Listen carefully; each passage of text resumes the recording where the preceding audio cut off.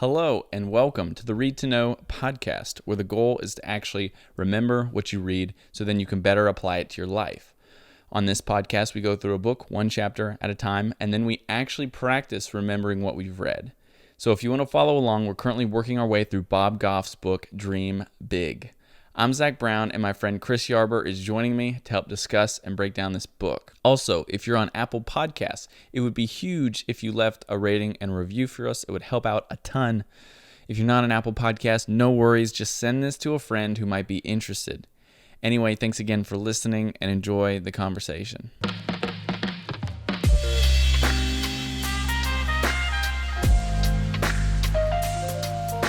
As I was reading and preparing for this chapter here, chapter 14, Gather Your Leaves, I actually thought about this video that I saw a while back, and I thought it was worth bringing up because it's a cool video. There's what did they call it? I think they call it the Buried Man.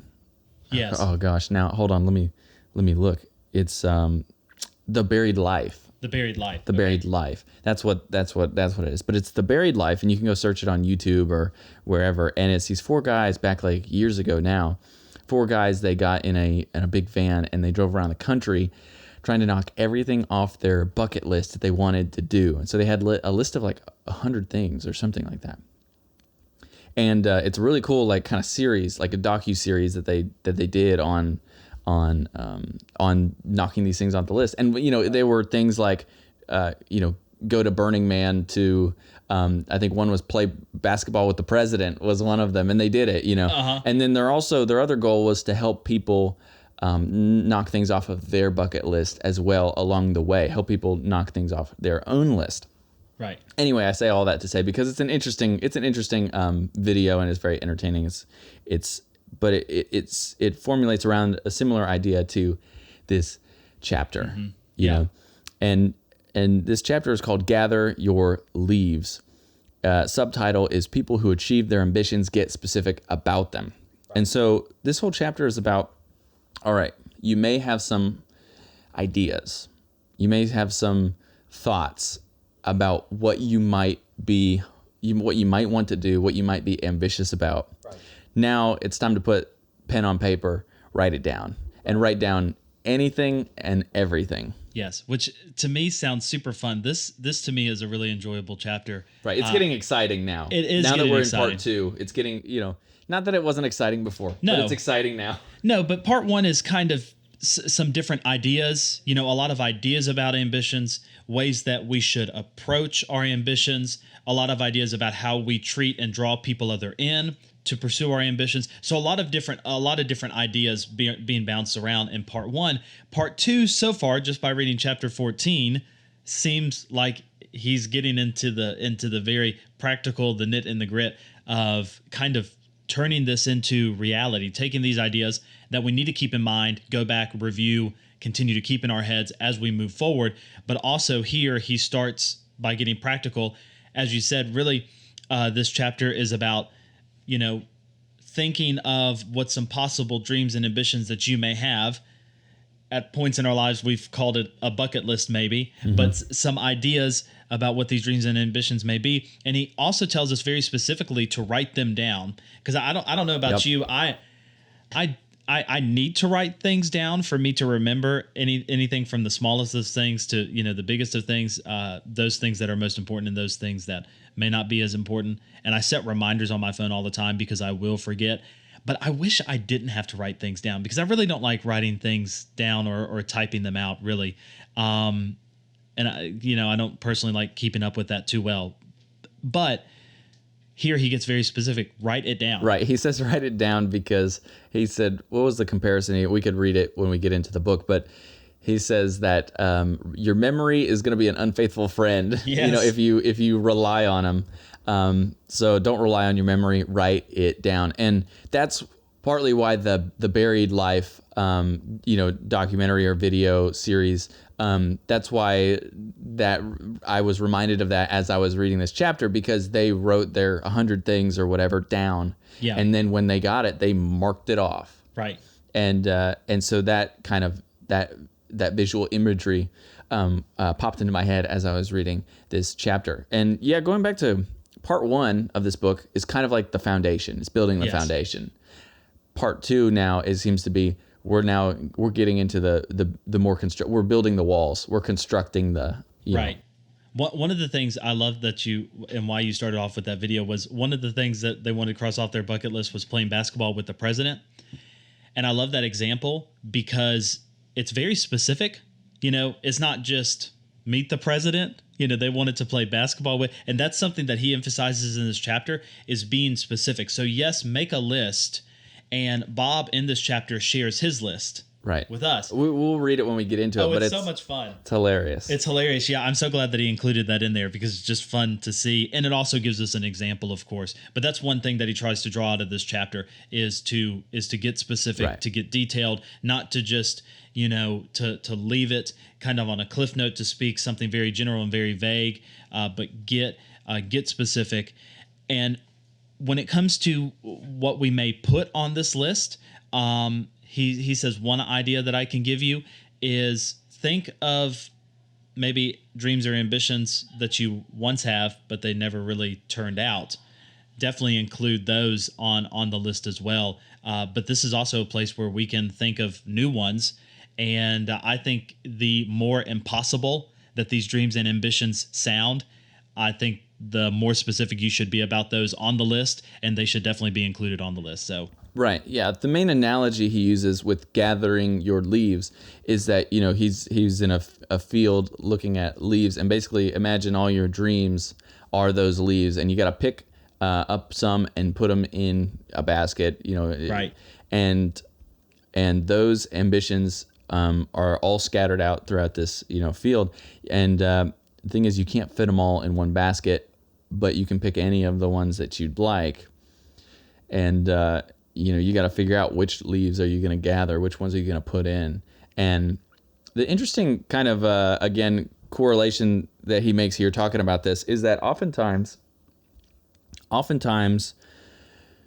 we can find ourselves in one of two scenarios, and I found myself, I think I've been kind of in the extreme of both of these at times in my life. Is that continuing with this analogy, sometimes we have 0 leaves in our basket, and we have nothing, no ambitions, in our basket. Then there's the flip side, is that maybe you have too many leaves in your basket, exactly. And you're too overwhelmed in that you have so many that you're not even sure what to do at what time, and you're just overwhelmed to the point where you're not making any progress on any of them. And I've been on that side of the coin as well. I've been too. And so there's a balance somewhere in the middle, though, and that's partly why gathering your leaves is important. You have to get all of them laid out in front of you.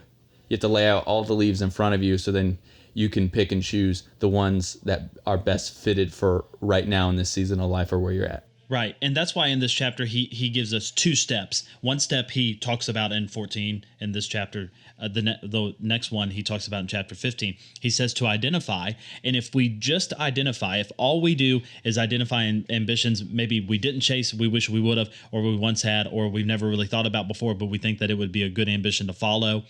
And by the way, he says this close to the beginning of the chapter, that our ambitions don't have to be these grand, it doesn't have to be playing basketball with the president. It doesn't have to be climbing Mount Everest. It can be, and we want to be more specific than this, but it can be, that we want to be generous, or we want to love people well. Now we need to be more specific than that, because there's different ways of doing that.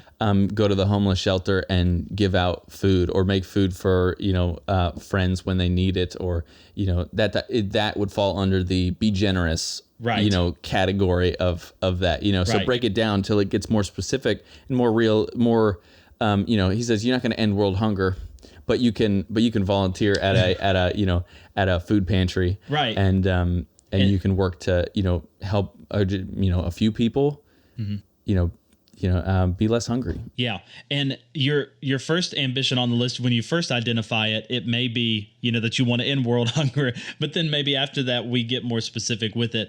But the first step is to identify, which he talks about in this chapter. The second one is the second step, which will be tomorrow with chapter 15, is to vet. And so it's to critically examine those and to kind of put them in their place, so to speak. Right. Because of course, we may have a lot of leaves in our basket, so to speak, as he speaks of here in this chapter, and it's good that we've identified those. Right. But then we have to examine those leaves that are in our basket as well, and do something with those. So the first step this chapter is just gathering all of them, anything and everything that you may be remotely interested in.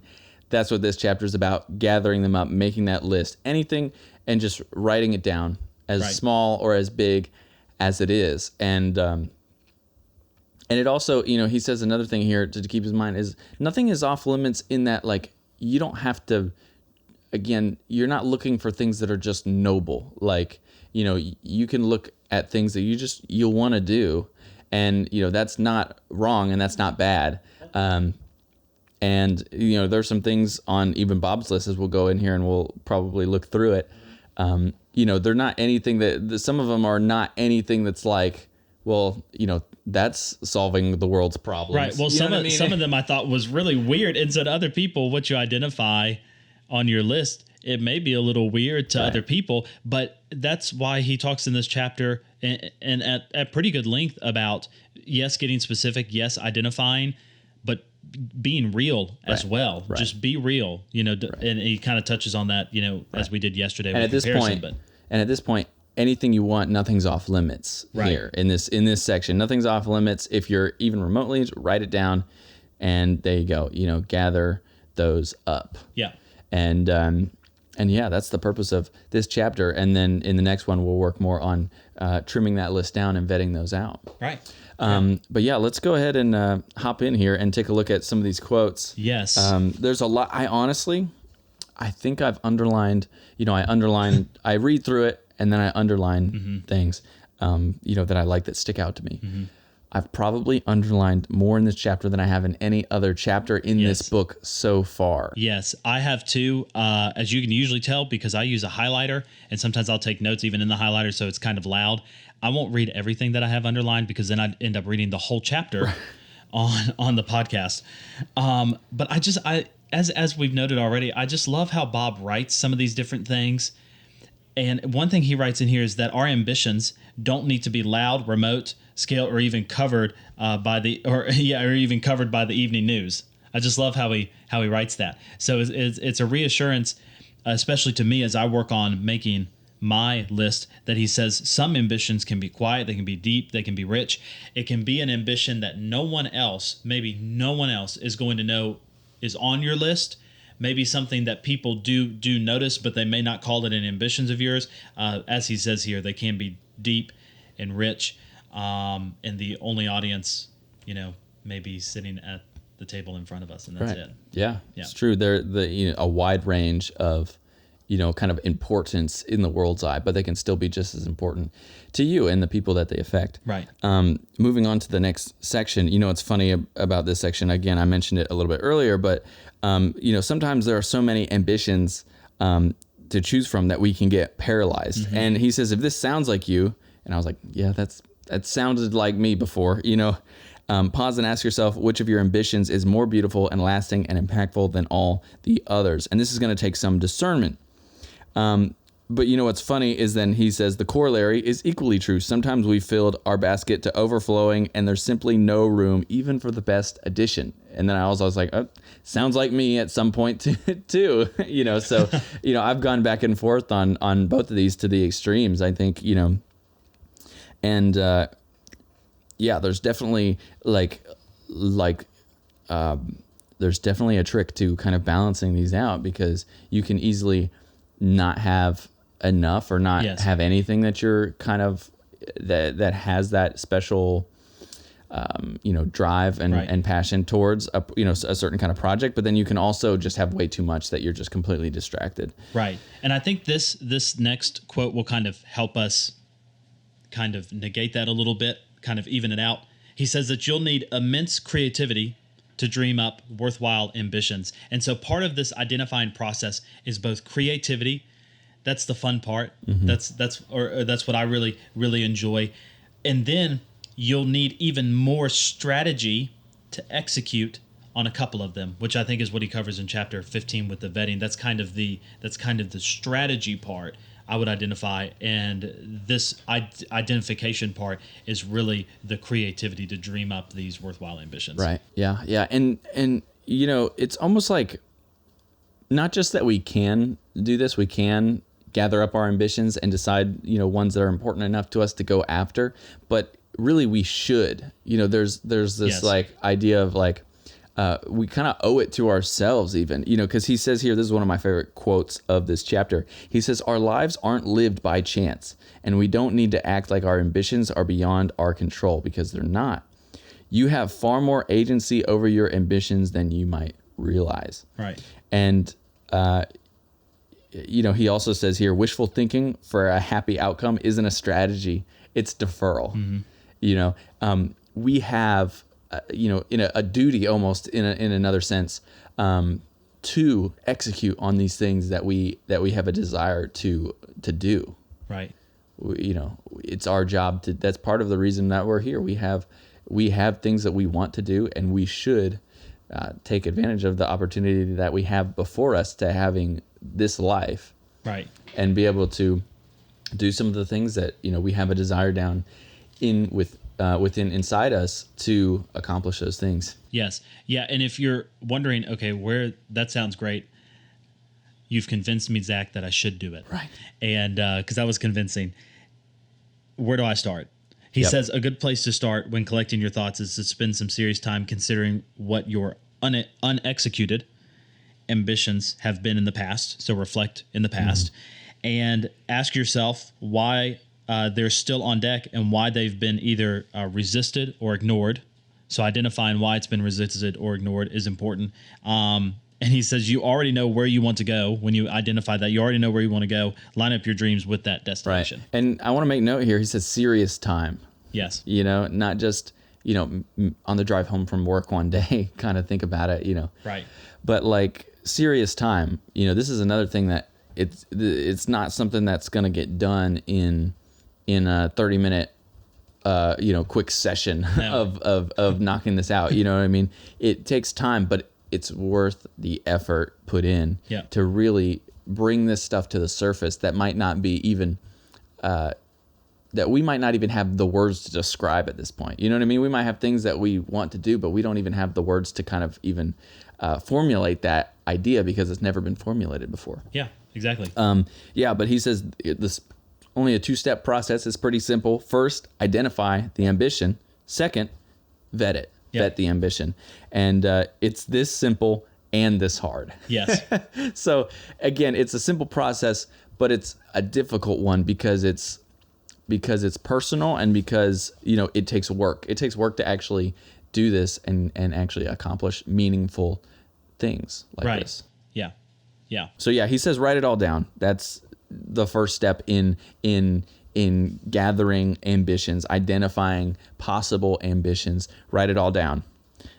This is how you sort the leaves. Write down why you want these things and which of your overarching purposes these ambitions will serve. So I like that too. It's not just write it down, list it, 1, 2, 3, 4, 5, 6, 7, Also have, side note, why you would even want these. Right. And then also, how will it better serve you through your journey through life? Right. So it kind of gives context to the ambition. Right. It kind of gives some, because he does want you to list, because he says later on down, I believe on the same page that you're on, to grab your list and add every ambition you can think of. And as you compile your big list, so this may be a big list, but some of those questions that you were just asking kind of give us a barrier. Kind of like when I go bowling, I need those guardrails up because if not, it's going in the gutter. But so that's kind of how those questions are asked like. But can we get into Bob's list in here? Yeah. Because to me is hilarious. He says these were on my initial list. Visit all 7 continents. Worthy calling. He has a couple things here on flying, which he does, but learn to fly, become the lead guitarist in a band, which was surprising to me, spend the night on an aircraft carrier, raise a duck, all right, cultivating an amazing community, put down my cell phone for a month. Anyway, we'll see how that sounds like a challenge. Remove my own tonsils. He says remove my own tonsils. Again, not all of these are necessarily going to better the world around you. You know, they may just be good for you on your own personal. Anyway, restore a classic car, learn to play the cello, lose 25 pounds, wrestle an alligator, and it keeps going on and on. Climb Kilimanjaro, run a marathon, own a company, change the way people engage questions of faith, write a song, stand in the Oval Office, Sleep under a bridge. Sleep under a bridge. Learn how to hotwire a car, pick a lock. Anyway, so he has a fun list. Learn how to hotwire a car. Why, Bob, would you need to know how to hotwire a car? Right. But he wants to do it. Right, he wants to do it. I think that's awesome. Yeah. And he puts his list in here because he's saying, you know, you'll notice that a lot of these are very specific. And so just be as specific as you can when you write them down. And then drill them down. So we see from that list that they are specific. So, right. I like how those are specific, and then also again, they're not. He's not trying to fix all the world's problems. Right. And he's not. He's being real with Yes. himself. There's that's the thing he gets in here, too, in this next section. But he's specific, and he's just real with himself. He's like, these are things I want to do. Right. I want to wrestle an alligator. I think probably just because he's a person who likes adventure, and he and it sounds, adventuresome, kind of thrilling, a thrilling experience. Maybe he has more. If we asked him, maybe he has more reasons. If I talk to him, maybe Right. that would be a good question to ask him. What is the why behind wanting to wrestle an alligator or Right. pull out your own tonsils? Right. What is the why there? yeah, I think in this list we can definitely see. But he's having fun with it, and I think that's a key, right? Right, We yeah. should have fun with this list. This should be fun. It shouldn't be like build, unless you really love it. You know what I mean? Like, it's not just build 50 houses for homeless people. Or, Right. You know what I mean? Right. Yeah. But that's a worthy ambition. Mm-hmm. But we can also kind of let loose a little bit and have fun with some of the things on this list. Right. Yeah, I think from this list we see some real parts of Bob, and I think you can take several of those, such as liking adventure with wrestling the alligator and climbing Kilimanjaro. Also, that he loves to learn different things as well. You can, and that's what you should be able to do when you look back at your list, because he says get real while you're getting specific. So in this identification process, there's really two steps: to get specific, but also to get real. And when you look back at your list, you should be able to see kind of different aspects of yourself in that list. And it shouldn't necessarily just be, I think, in one category, but in multiple categories of yourself, because most of us enjoy, a lot of different activities and a Right. lot of different things that we are interested in. And I think that our list should reflect that. And by doing that, we know that our list we're being real. Right. They shouldn't all just be like work related or in this category. You know what I mean? Yeah, exactly. And, after he talks about being specific and being specific and being real. Mm-hmm. Yeah. He talks about limiting beliefs. And I think this is an important section as well. He says, be careful not to let limiting beliefs tell you lies about what truly realistic means. Because we can be real, but he says sometimes we fool ourselves in what is actually realistic. Right. You know what I mean? And so we don't write it down. We don't say it out loud, because we think that could never happen. You know what I mean? But he says the limitation on what is outside of our realm of what is realistic is actually a lot higher than we think. I mean, Yes. At one point, gravity, going against gravity was an unrealistic goal. Right. Until someone decided that it wasn't, and they figured out a way to go against gravity. You know Right. what I mean? At one point, that seemed unrealistic, Right. impossible. Right. But really, what he's saying through that is that our level of what is realistic versus what is unrealistic is probably not where we think it is. Right. Yeah. Just because it's hard, or really in the moment it may seem impossible, does not mean it's unrealistic. I kind of said this in the first half, but I would encourage you: the more impossible it sounds, the better of an ambition and a dream I believe it is. I think Bob would agree with that too. Yeah. But he says in here, and I think this is going to be ours as well. He says in here that filling our basket with ambitions is one of my favorite parts of the dream big process, because since we've been reading this book, this is exactly what we've been in, this dream big process. And he kind of comes to a close here when he says that when you start to acknowledge and name the ambitions that are rumbling around inside of you, they open up a new vista of what life was meant to be, full of passion and purpose. So this is why it's one of his favorite parts of this dream big process, is because we're really getting into what we were meant to do. We're spelling out on a page our passions and our purpose. And he says now we just need to figure out what we're going to do next. Right. Yeah. Nothing's off limits. Nothing is too unrealistic at this point. And it's time to come up with a list of possibilities to be creative and figure out what kind of possibilities are there. Right. And then after that, the next step is getting an action plan. That's right. Yeah. And he talks about that in chapter 15, which is entitled Sizing Up. And I love the subtitle that you can't achieve an ambition without choosing it first. Mm-hmm. So get to identify and make your list, people. Yeah, that was a good chapter. That was probably one of my favorite chapters, if not my actual favorite chapter so far in this book. Me too. And tomorrow's chapter should be good. So to those of you listening, if you have any thoughts for this chapter 14, gather your leaves. If you have any thoughts, reach out to us at Read to Know Pod on all social platforms, as well as readtoknowpod@gmail.com. We'd love to hear your thoughts as well on this chapter. Also, if you're listening and you've been enjoying it so far, we'd love if you would give us a review and a rating on Apple Podcasts. And then send that review to us. Take a screenshot, send it to us, email it to us, readtoknowpod@gmail.com, and we'll read it next podcast we do. Yeah. All right. Thanks, guys, for listening. We'll see you tomorrow for chapter 15, Sizing Up.